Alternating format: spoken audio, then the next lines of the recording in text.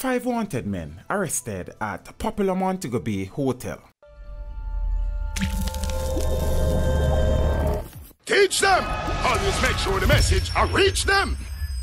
5 men, 3 of whom the police say were being sought in connection with a number of shootings committed in and around the Cambridge and Springmount police divisions, were taken into custody during an operation carried out at the Hotel Gloriana resort located along Sunset Boulevard in Montego Bay, St. James on Friday morning, September 28. Reports from the police are that about 5:45 a.m., members of a joint police-military team, acting upon information they received, went to the hotel. A search of several rooms was carried out, which led to the arrest of the 5 men who were being sought by the police. The investigators pointed out that one of the men was being sought in connection with a shooting incident which occurred in Springmount, St. James just last week. 2 9mm semi-automatic pistols loaded with several rounds of ammunition were also seized in one of the rooms which were occupied by the men.